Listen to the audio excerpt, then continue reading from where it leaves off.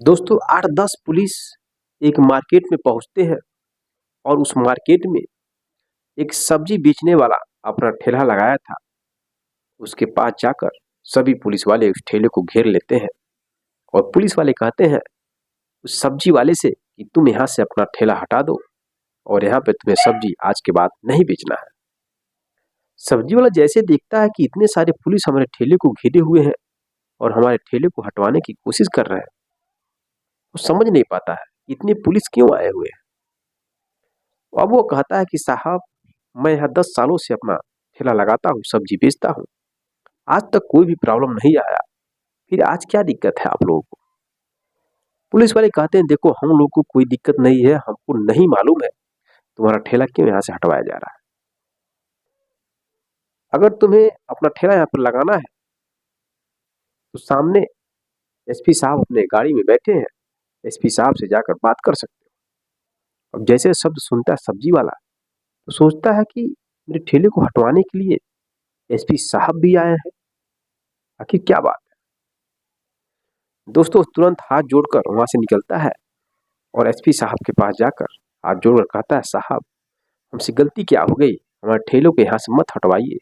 मैं 10-12 सालों से यहाँ पर अपना ठेला लगाता हूँ, मेरा यहाँ पर मार्केट बना हुआ है, मैं एक गरीब आदमी हूँ, इसी से मेरा परिवार चलता है। ऐसे बोल करके रिक्वेस्ट करने लगता है। अब जैसे एसपी साहब ठेले वाले को देखते हैं तो हल्की सी मुस्कुराहट के साथ मुस्कुराने लगते हैं। मेरे दोस्तों, एक कहानी क्या थी, इस कहानी को अंत तक जानना चाहते हैं तो वीडियो के अंत तक बने रहिए। बहुत ही इंटरेस्टेड, बहुत ही शानदार कहानी है। चलिए कहानी की शुरुआत करते हैं। नमस्कार दोस्तों, मैं हूं संतोष, आप सभी का स्वागत करता हूं अपने इस यूट्यूब चैनल में।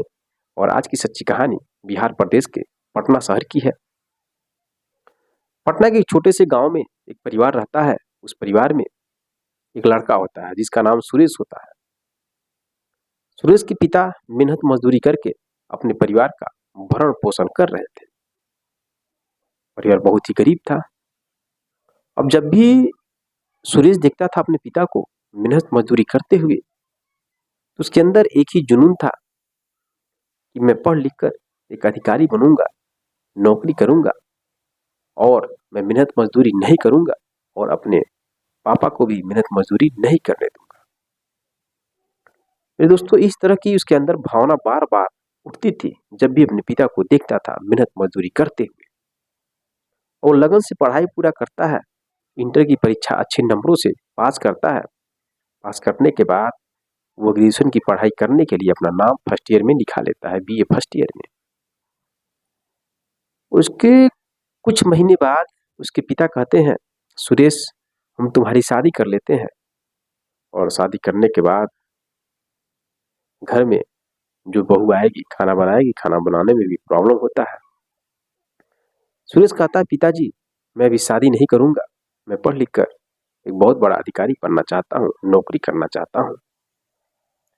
सुरेश के पिता कहते हैं, बेटा शादी करने के बाद भी तुम नौकरी की तैयारी कर लेना, और बीबी तुम्हें रोकेगी थोड़ी ना। सुरेश कहता है, पिताजी आप नहीं जानते हैं, शादी होने के बाद न जाने मेरी बीवी कैसी मिलेगी, मेरा माइंड उसका माइंड एक जैसा मिलेगा कि नहीं मिलेगा, आप इस बात की गारंटी नहीं लगा सकते। इसलिए आप मेरी शादी मत करिए और मुझे 3 साल का मौका दीजिए। अगर 3 साल में मैं नौकरी पा लेता हूँ तो ठीक है, नहीं तो आप मेरी शादी कर दीजिएगा।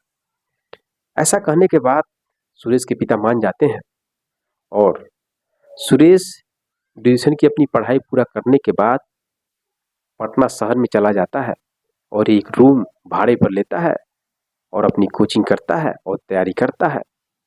और दोस्तों, वो यूपीएससी की तैयारी करने लगता है। लेकिन उसके पास उतने पैसे नहीं मिल पाते थे घर से कि रूम का भाड़ा दे दे और अपनी कोचिंग का फीस भर सके।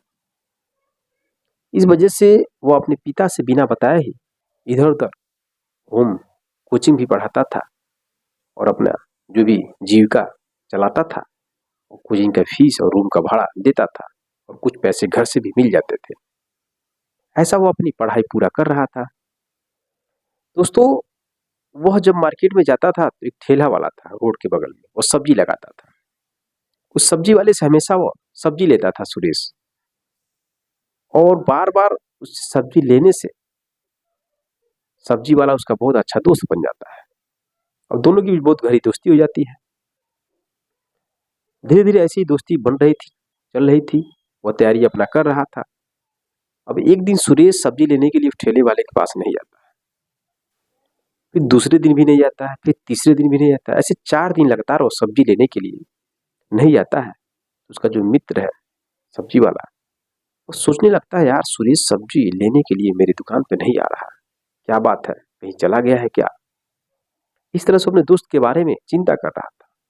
5वें दिन सुरेश सब्जी लेने के लिए आता है तो सब्जी वाला कहता है, दोस्त तुम 4 दिन गायब थे, कहाँ चले गए थे, मुझे बहुत फिक्र हो रही थी, तुम्हारी याद आ रही थी। तो सुरेश कहता है, मित्र देखो मैं बहुत ही गरीब घर का हूँ और मैं पैसे कमाने के लिए कुछ कहीं भी काम मिल जाता है तो उससे भी पैसा कमा लेता हूँ और कोचिंग भी पढ़ा लेता हूँ और अपनी तैयारी करता हूँ। पैसे की बहुत प्रॉब्लम होती है और बहुत ज़्यादा फीस लगता है कोचिंग का, क्योंकि बहुत बड़ी नौकरी की तैयारी करता हूँ और घर से भरपूर पैसे नहीं मिल पाते हैं। जैसे शब्द सुनता है वैसे सब्जी वाला कहता है, दोस्त हम तुम्हारे लिए इतना सहयोग कर सकते हैं कि सब्जी का जो पैसा बचेगा वो मैं तुम्हारा बचा सकता हूँ, मैं तुम्हें फ्री में सब्जी दे सकता हूँ और मेरा दोस्ती तुम्हारे नाम पे चलेगी। मैं तुम्हारा इतना सहयोग करना चाहता हूँ और इसे कबूल करो, स्वीकार करो। दोस्तों सुरेश मान जाता है, उसको गले से लगाता है। अब सब्जी की चिंता हट जाती है, पैसे की बात होती नहीं है। अब डेली जब भी मन करता है तो सुरेश सब्जी लेने के लिए अपने दोस्त के पास जाता था, उसका दोस्त सब्जी उसको दे देता था। ऐसे करते करते बहुत लगन मेहनत के साथ दोस्तों वो यूपीएससी का एग्जाम क्वालिफाई कर लेता है और एसपी बन जाता है, ट्रेनिंग में चला जाता है। और जैसे इस बात की जानकारी उसके पिता को लगती है तो पिता बहुत ही खुश होते हैं। अब उसका दोस्त जब जानता है इस बात को तो भी बहुत खुश होता है।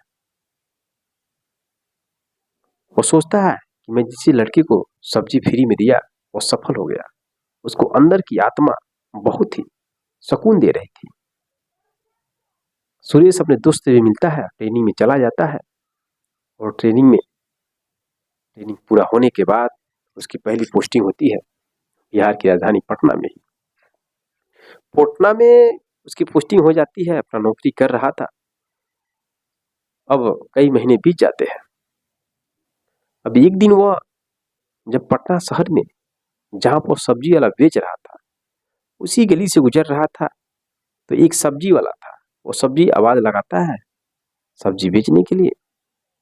उसके कानों में जब जाता है, सुरेश के यानी एसपी साहब के कानों में, तो सोचने लगते हैं अपने दोस्त के बारे में, अपने उस दोस्त के बारे में सोचने लगते हैं जो दोस्त उसका फ्री में सब्जी दे रहा था। अब एसपी साहब को बहुत याद आने लगती है अपने दोस्त की, तो वह उस दोस्त को तलाशते हैं और उस जगह पर जाते हैं जहां वो सब्जी बेच रहा था।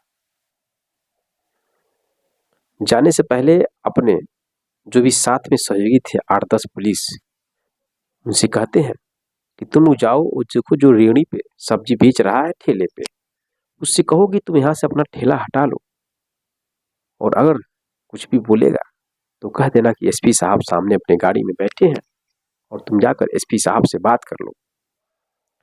पुलिस वाले समझ नहीं पाते थे एसपी साहब क्यों उसका ठेला हटवा रहे हैं, बस उनको ऑर्डर मानना था। पुलिस वाले जाते हैं और सब्जी वाले से कहते हैं कि तुम यहाँ से अपना ठेला हटा लो, यहाँ पर सब्जी आज के बाद बेचना नहीं है। सब्जी वाला सोचता है कि आज तक मेरी ठेला कोई हटाया नहीं, मैं 10 सालों से सब्जी बेच रहा हूँ, फिर आज इतने पुलिस 8-10 पुलिस मिलकर मेरा सब्जी का ठेला हटाने के लिए क्यों आए। सब्जी वाला कहता है हाथ जोड़ के, साहब मुझसे गलती क्या हुई, क्यों आप लोग मेरा ठेला हटा रहे हैं, मैं एक गरीब आदमी हूँ, इसी से मैं अपने परिवार का भरण पोषण करता हूँ। पुलिस वाले कहते हैं देखो भाई मैं कुछ नहीं कर पाऊंगा, तुम्हें अगर यहाँ पे अपना ठेला लगाना है, सब्जी बेचना है तो जाओ सामने एसपी साहब बैठे अपने गाड़ी में और उनसे बात कर लो। अब जैसे सब सुनता तो एसपी साहब के बारे में कि एसपी साहब आए हुए मेरा ठेला हटवाने के लिए, तो सब्जी वाला सोचता है कि एसपी साहब क्यों आए हैं, वो कुछ समझ नहीं पाता है। वह अपना हाथ जोड़ करके और उस एसपी साहब के पास पहुंचता है। कहता, साहब मुझसे गलती क्या हो गई, मैं यहाँ पर 8-10 सालों से सब्जी बेचता हूँ और मेरा यहाँ कस्टमर बने हुए हैं, मैं और कहूँ जाऊंगा तो मेरा दुकान अच्छे से चलेगा नहीं, मुझे यहाँ पर सब्जी बेचने दीजिए। ऐसे करके रिक्वेस्ट करता है। जब एसपी साहब उसकी तरफ देखते हैं तो एसपी साहब हल्की सी मुस्कुराहट के साथ मुस्कुराने लगते हैं। अब जो सब्जी वाला है वो पहचान नहीं पाता है। एसपी साहब कहते हैं कि तुम मुझे पहचान रहे हो? सब्जी वाला कहता, नहीं मैं तो सर आपको नहीं पहचान रहा हूँ। एसपी साहब कहते हैं, मैं तुम्हें पहचान रहा हूँ। इतना कहते हुए अपने गाड़ी से उतरते हैं और एसपी साहब उस सब्जी वाले को अपनी गले से लगा लेते हैं। सब्जी वाला समझ नहीं पाता है कि एसपी साहब मुझे गले से क्यों लगा रहे हैं, मुझे कैसे पहचान रहे हैं। सब्जी वाला कहता है, साहब आप बताइए आप मुझे कैसे पहचान रहे हैं, कहीं आपको गलतफहमी तो नहीं हुई है?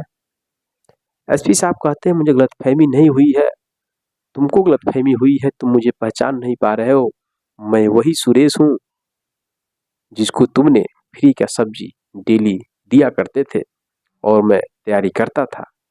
अब जैसे शब्द सुनता है वैसे दोस्तों सब्जी वालों के आंखों से आंसू आने लगते हैं और गले लिपट जाता है एसपी साहब के साथ। फिर दोस्तों एसपी साहब हल्की हल्की मोछ रखे थे और कई साल बीत गए थे और ऐसे लुक में थे पहचानना बहुत कठिन था सब्जी वाले को। तब जाके सब्जी वाला पहचानता है और उनसे गले मिलता है, बात करता है। एसपी साहब कहते हैं, ऐसा मेरी गाड़ी में बैठो, मेरे साथ चलो। सब्जी वाला कहता है, साहब कहाँ ले चलेंगे मुझे? एसपी साहब कहते हैं, मुझे साहब मत बोलो, मुझे सुरेश कह के बात करो। दोस्तों सब्जी वाला कहता है, साहब सब्जी मेरी कौन बेचेगा? तो एसपी साहब कहते हैं, ऐसा किसी आदमी को वहां पे लगा दो जो तुम्हारा सहयोगी कोई हो। तो सब्जी वाला एक सहयोगी को लगा देता है और एसपी साहब की गाड़ी में बैठता है। एसपी साहब जाने लगते हैं। एसपी साहब उस सब्जी वाले को अपने घर पर ले जाते हैं और अपने फैमिली के सामने बताते हैं, यही मेरा एक दोस्त था, जब मैं तैयारी करता था तो मुझे सब्जी की जरूरत पड़ती थी तो फ्री में मेरा दोस्त सहयोग करता था और सब्जी मुझे दिया करता था। जब सब लोग जानते हैं तो सब लोग बहुत ही खुश होते हैं और उस सब्जी वाले का बहुत ही रिस्पेक्ट करते हैं, उसको भोजन कराते हैं, अच्छे से उसका सम्मान करते हैं। उसके बाद कई घंटों तक बातचीत होती है। फिर एसपी साहब उस सब्जी वाले को अपनी गाड़ी में बैठाते हैं और उसके घर पर लाकर छोड़ देते हैं। एसपी साहब उस सब्जी वाले का घर देख लेते हैं, तो जब भी उनके घर पर कोई फंक्शन पड़ता है तो अपने दोस्त को जरूर याद करते हैं, उसको जाकर बुलाते हैं और उसका दोस्त भी सब्जी वाला अपने घर पर से जो भी जैसे भी रहता है उस तरीके से एसपी साहब के घर पर आता है और सब्जी वाला भी एसपी साहब को जब भी मौका मिलता है तो बुलाता है, कोई फंक्शन होता है तो। यानी दोस्ती दोनों की बरकरार रखती है, एक सब्जी वाला और एक एसपी साहब, ऐसे उनकी कहानी चल रही थी। तो दोस्तों यह रही कहानी। इस कहानी के माध्यम से मैं आपको यही बताना चाहता हूं कि अगर आपको सफल बनाने में किसी भी दोस्त का हाथ हो तो आप अगर सफल हो जाते हैं, किसी ऊंचे पद पर पहुंच जाते हैं, तो आप उस दोस्त को मत भूलिए जो आपका सहयोग किया हो। जितने लोग मेरा वीडियो देख रहे हैं, अगर आप सोचेंगे अपने बारे में तो जरूर आपके साथ ऐसी न ऐसी कोई घटना जरूर हुआ होगा कि आपके साथ रहने वाला दोस्त आप कितना सहयोग किए होंगे, चाहे गांव का हो, चाहे स्कूल का हो, कोई भी हो, लेकिन आपका दोस्त कहीं नौकरी पा गया और आप नौकरी नहीं पाए हैं, तो आपकी और आपके दोस्त की जो नौकरी पाया है उनके बीच जो दोस्ती है, दोस्ती की डोर बहुत अधिक दूरी हो जाती है। लोग पहचानते नहीं, बहुत कम बात करते हैं। जो गरीब आदमी होता है वो बार बार सोचता है, यार नौकरी नहीं पाए थे तो हम लोग किस तरह रहते थे, अब नौकरी पा गया मेरा दोस्त, कितना बदल गया। मेरे दोस्तों अगर किसी भी इंसान के साथ ऐसा हुआ है कि आपके साथ का रहने वाला दोस्त आपसे अधिक ऊंच पोस्ट पर चला गया, नौकरी पा गया, आप नौकरी नहीं पाए और आपके साथ वो दोस्ती नहीं रखता है, तो कमेंट बॉक्स में कमेंट जरूर करिएगा कितने लोगों के साथ ऐसा घटना हो चुकी है। इस कहानी के माध्यम से बताना चाहता हूँ, आप कितने भी ऊंचे पद पर चले जाइए, लेकिन अपने दोस्त को मत भूलिए, उससे मिलना जुलना बात करना मत भूलिए। यही कहानी का एक माध्यम है, एक सार है आपको एक ज्ञान देने के लिए। अगर आपको थोड़ी सी भी कहानी अच्छी लगी, चैनल को सब्सक्राइब, वीडियो को लाइक करें। मिलते हैं नेक्स्ट वीडियो नेक्स्ट कहानी के साथ, तब तक के लिए जय हिंद, जय भारत।